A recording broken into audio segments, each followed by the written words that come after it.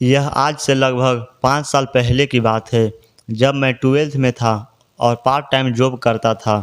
मेरे ऑफिस के ठीक सामने में एक आंटी का पेन गेस्ट था, जहाँ पर कोई 4 से 5 लड़कियाँ रहती थी। वहाँ की सभी लड़कियाँ मुझे भैया कहकर बुलाती थी। एक दिन उस घर में एक लड़की रहने आई, जिसका नाम स्नेहा था। वह पास के एक ज़िले की रहने वाली थी और यहाँ पीएससीसी की कोचिंग करने आई थी। जिस दिन मैंने उसे पहली बार देखा था, तो बस मेरे दिल से आवाज़ आई कि यार, इस लड़की से प्यार हुआ तो इससे ही शादी करूँगा, चाहे जो हो जाए। धीरे धीरे वह मेरी फ्रेंड बन गई और मुझसे बात करने लगी। यह बातें उसकी फ्रेंड को मालूम लगी कि वह किसी को पसंद करती है, लेकिन मेरे बारे में कोई जान नहीं पाया। धीरे धीरे हमारा प्यार बढ़ता गया और इसकी जानकारी मेरे घर वालों को हुआ तो मैंने अपने घर वालों से स्नेहा को मिलवा दिया। मेरे घर वाले शादी के लिए राज़ी हो गए। इसी बीच स्टेट गवर्नमेंट का जॉब आया और हम दोनों मिलकर तैयारी करने लग गए। लेकिन वह कहती थी कि मुझे पढ़ाई करने का मन नहीं कर रहा है, तो मैं अपनी पढ़ाई छोड़कर उसकी तैयारी करने में जुट गया और उसका सिलेक्शन शिक्षाकर्मी में हो गया। पर मैं अपने एग्ज़ाम में फ़ेल हो गया, जिसका मुझे दुःख जो हुआ, पर मैं खुश था कि उसका सिलेक्शन हो गया है।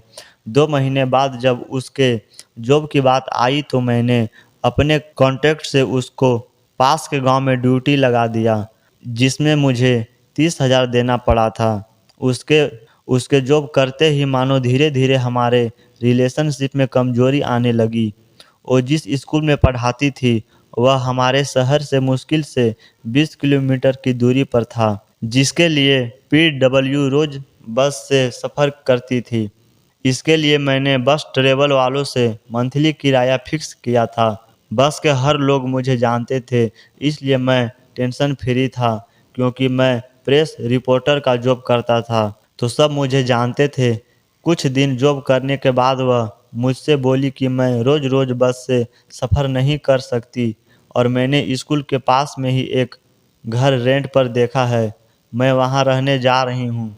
तो मैंने उससे कहा कि यह बात मुझे पहले क्यों नहीं बताई? तो उसने कहा कि नहीं बताई, अब बता रही हूँ ना, और वहाँ रहने चली गई।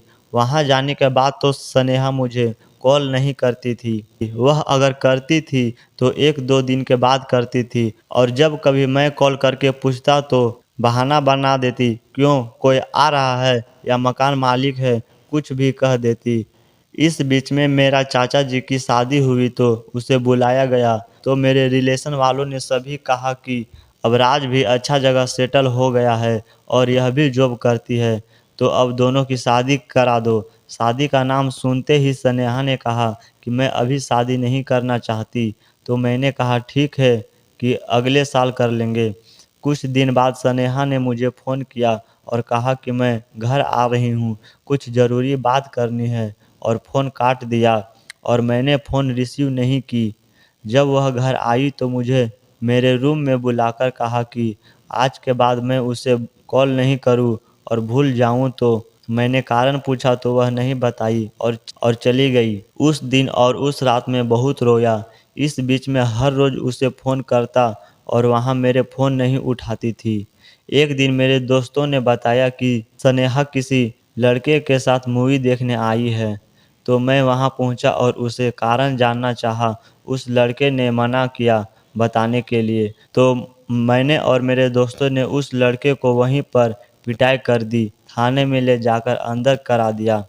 और स्नेहा से पूछा तो उसने फिर भी कुछ नहीं बताया और मुझे फैमिली की कसम देकर उसे थाने से छुड़ाने को कहा, और मेरे फैमिली ने बता दिया था, जो तो मजबूरी में उसे छुड़ाना पड़ा। लेकिन उस लड़के को वार्निंग दिया, आज के बाद अगर मुझे स्नेहा के आसपास दिखा तो इससे बुरा हाल करूँगा। इधर एक दिन मैंने अपने दोस्तों के फ़ोन से स्नेहा को कॉल किया और उसे मिलने के लिए बुलाया। जब वह मिलने के लिए आई तो मैंने कहा कि अगर तू उस लड़के को पसंद करती है तो मुझे बता दिया होता, मैं कुछ नहीं कहता, और अगर तुम उस लड़के को चाहती हो तो आज के बाद मैं ना तुमको फ़ोन करूँगा और ना ही मिलूँगा। इतना ही कहकर मैं वहाँ से चला गया। कुछ दिन मुझे मेरे ऑफिस से एक न्यूज़ के लिए कलेक्टर साहब के साथ उसके स्कूल गया तो वह मुझे देखकर डर गई, लेकिन मैंने उसके तरफ नहीं देखा, ना ही उससे कोई बातचीत की। मगर उसकी स्कूल को स्टाफ मुझे जानते थे, तो सब लोगों ने मुझसे बात की। इसी बीच उसके स्कूल में उसकी एक फ्रेंड थी जो हम दोनों के बारे में जानती थी। उसने मुझसे बात की और कहा कि आपसे बात करनी है, तो मैंने उसे अपना नंबर दिया और कहा कि कभी भी फ़ोन कर ले। जब उसने मुझे फ़ोन किया तो मैंने पूछा कि आप कौन? तो उसने कहा कि मैं बरखा सनेहा की फ्रेंड। तो मैं अनजान बनकर बात नहीं करने की बात कहकर कॉल काट दिया। तो उसने कहा कि स्नेहा अपनी गलती पर अफसोस कर रही है और वह आपसे मिलना चाहती है। तो मैंने ठीक है कहकर उसे संडे को मिलने के लिए मॉल में बुलाया और मिलने के लिए गया। संडे को जब स्नेहा और बरखा मुझसे मिलने के लिए आई तो स्नेहा मुझसे सॉरी कहकर रोने लगी और मेरे बगैर नहीं जी पाने की बात कह रही थी। मैं उसके प्यार में इतना पागल था कि मैं नहीं जानता था कि मुझसे मजाक करने के लिए और अपने एक काम निकलवाने के लिए दोबारा प्यार का नाटक करेगी।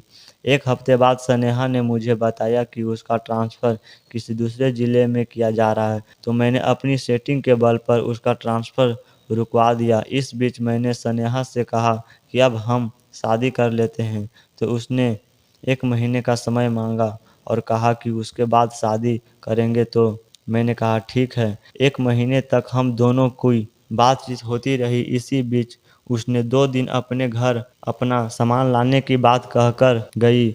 उसके बाद जब वह वहाँ से वापस आई तो मैंने उसे फ़ोन लगाया। उसने पहले मेरे कॉल नहीं उठाया, फिर मैंने दोबारा कॉल लगाया तो उसने फ़ोन उठाया और बात की। इस बीच मैंने उसे 1 महीने पहले की बात जैसे याद दिलाई तो उसने कहा कि उसके घर वाले उसकी सगाई कर रहे हैं और वह शादी नहीं करने के बाद कहकर फ़ोन काट दिया। मुझे भूल जाने की बात कही और दोबारा कभी फ़ोन नहीं उठाया। उसके बाद से लेकर आज तक मैंने ना कभी उससे बात की है और ना कभी उससे मिला हूँ। हाँ, लेकिन इस बीच में 3 बार अपने आप को मार डालने की कोशिश कर चुका हूँ, जिसमें आज ये हालात है कि मैं अपने घर से दूर रह रहा हूँ, क्योंकि मैं अपने घर जाता हूँ तो मुझे उसकी याद आती है। इसलिए आज मैं अपना घर परिवार, शहर, दोस्त यार सब कुछ छोड़कर दूसरे शहर में जॉब कर रहा हूँ।